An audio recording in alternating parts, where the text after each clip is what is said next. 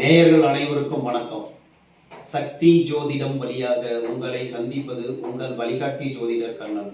கைரேகை கருத்துக்களை, ஜோதிட கருத்துக்களை மிக எளிமையாக உங்கள் கையை பார்த்தவுடன் புரியும்படி கற்றுக் கொடுத்து கொண்டு வருகிறோம். பாருங்கள், பார்த்து பயன்பெறுங்கள். இன்றைய தலைப்பு என்னவென்றால் மிக முக்கியமான ஒரு தலைப்பு. ஜோதிடம் பார்ப்பது எப்படி, ஏன் பார்க்க வேண்டும், ஜாதகம், கைரேகை, எண்கணிதம். இது இப்போ முக்கியமாக ஜோதிடம் என்பது நிறைய விரிஞ்சிருக்கு. அப்போ அந்த ஜோதிடத்தில் ஜாதகம், கைரேகை, எண்கணிதம் இது எல்லாமே கிரகங்களுடைய அடிப்படையில் உங்களுக்கு கணிக்கப்பட்டு கூறப்பட்டு வருகிறது என்பது அனைவருக்குமே தெரிந்த விஷயம்தான். ஒரு சில பேருக்கு தெரியாது. இப்போ ஜாதகம் என்பது நம்ம ஒரு குழந்தை பிறக்கிற நேரத்தை வச்சு பிறப்பு ஜாதகம் எடுத்துக்கிறோம். அந்த ஜாதகத்திலிருந்து எந்த வயசுல என்னென்ன தசை புத்திகள் நடைபெறுகின்றது, கிரகங்களுடைய கோச்சாரம் எவ்வாறு இருக்கிறது என்பதை பார்த்து நம்ம பலனை அறிந்து கொண்டு நன்மை தீமைகளை, அதாவது நல்லது எப்போ நடக்க போகுது, தீயது எப்போ வரப்போகுது, 6, 8, 12 நடக்கும் பொழுது உங்களுக்கு பிரச்சனை வரத்துக்கு வாய்ப்பு இருக்கு, நல்ல நேரம் வரும் பொழுது வாழ்க்கையில உயர்வதற்கு வாய்ப்பு உண்டு. அதை பார்த்து முன்னரே தெரிந்து கொண்டால் நம்ம வாழ்க்கையில முன்னுக்கு வரத்துக்கு வாய்ப்பு இருக்கு. ஏன் பார்க்க வேண்டும்? ஜாதகம்னா இதுக்கு தான். நம்ம முன்னாடியே பார்த்து தெரிஞ்சுக்கிட்டோம்னா எந்த நேரத்தில் நல்ல நேரம் வரும் பொழுது முயற்சி செய்தால் நல்லா இருக்கும். கெட்ட நேரம் வரும்போது எச்சரிக்கையாக இருந்து அதை நம்ம எதிர்கொள்ள தயாராக இருக்க வேண்டும். வேற ஒன்றுமே கிடையாது. இப்போ கைரேகை இப்போ நம்ம கையில் பார்க்கணும்னா கைரேகை, இப்போ ஜோதிடம் எப்படி பார்ப்பது, ஜோதிடம் பார்ப்பது எப்படி, நம்ம கையை பார்த்தோன்னே இப்போ ஜாதகத்துக்கு சொல்லிட்டோம், பிறந்த நேரத்தை வச்சு நம்ம ஜாதகத்தை கணிச்சிடறோம். அப்புறம் கோச்சாரப்படியும் அவளுடைய தசை புத்தியை பார்த்து நல்ல நேரம் எப்பொழுது வருகிறது, தீய நேரம் அதாவது 6, 8, 12 எப்பொழுது நடக்கிறதோ அப்பொழுது சரியில்லாமல் இருப்பதற்கு வாய்ப்பு உண்டு. 6ஆம் இடம் நடக்கும் பொழுது வியாதி வருவதற்கு வாய்ப்பு உண்டு. 8ஆம் இடம் நடக்கும் பொழுது அசிங்கம், அவமானம். 12ஆம் இடம் விரயஸ்தானம், விரயம் நடப்பதற்கு வாய்ப்பு உண்டு என்பது உங்களுக்கு எல்லாருக்கும் தெரியும். இப்போ நம்ம கைரேகை போகிறதும் நம்ம ஈஸியாக நம்ம கற்றுக் கொடுக்குறோம். உங்கள் கையை பார்த்தோன்னே கை எப்படி இருக்குது, சாஃப்டாக இருக்கா, நல்லா கரடு மூடாக இருக்கான்னு பார்த்துக்கணும். கையில் எந்த மேடு உயர்வாக இருக்கோ அந்த மேட்டோட குணாச்சாரம் அதிகமாக இருக்கும். துக்கர மேடு உயர்வாக இருந்தால் ஆசை அதிகமாக இருக்கும், எல்லாத்தையும் ஆசைப்பட்டு அடைந்தே தீர்வார்கள்.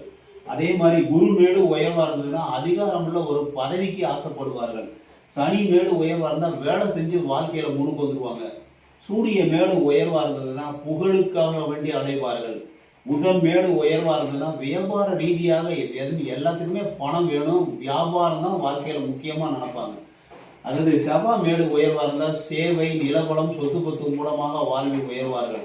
சந்திர மேடு உயர்வாக இருந்ததுன்னா ஒரு மனிதனுக்கு பயம் ஏற்படும், கவலை ஏற்படும், மறதி ஏற்படும், நிறைய கற்பனையில் வாழ்வதற்கு வாய்ப்பு உண்டு அப்படிங்கிறத நம்ம கண்டுபிடிச்சிக்கலாம்.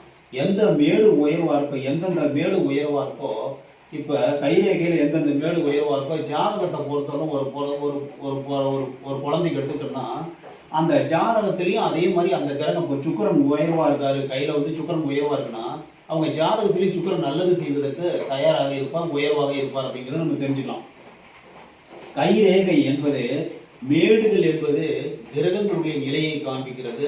ரேகைகள் என்பது நம்ம கோச்சாரம். கோச்சாரம்னா சின்ன சின்ன கோடுகள் வரும்போது கோச்சாரம், பெரிய ரேகைகள் வரும் பொழுது தசை புத்தி. பெரிய ரேகைகளில் பெரிய நன்மை நடைபெறும் பொழுது தசை புத்தி, என்ன தசை என்ன புத்தி நடக்கிறது. இப்போ நம்ம சனி திசை சனி புத்தி நடக்குதுன்னா நம்ம விதி ரேகையிலிருந்து கிளைகள் மாறுபடும், ஏற்படும், உண்டாகும் என்பதை நாம் கைரேகை மூலமாக தெரிந்து கொண்டு வாழ்க்கையை வளப்படுத்திக் கொள்ள முடியும். இப்படிதான் ஜோதிடம் பார்க்க வேண்டும். சரிங்களா? ஜோதிடம் பார்ப்பது எப்படி, ஏன் பார்க்க வேண்டும்? ஜோதிடம் பார்த்தாலும் பார்க்காவிட்டாலும் நடப்பது நடந்தே தீரும்.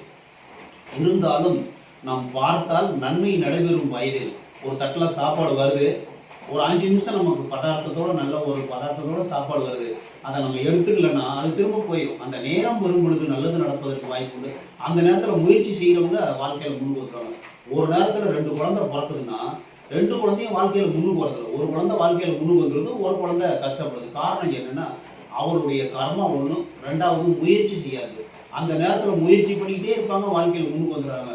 முயற்சி குறைவாக இருப்பவர்கள், சந்தர்ப்பத்தை பயன்படுத்த முடியாதவர்கள், தெரியாதவர்கள் அப்படியே இருப்பாங்க. காரணம் என்ன?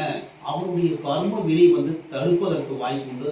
நாம் முயற்சி செய்தால் கண்டிப்பாக ஜாதகம், கைரேகை, எண்கணிதம் எதுவாக இருந்தாலும் கிரகத்தினுடைய அடிப்படையில் வருகிறது.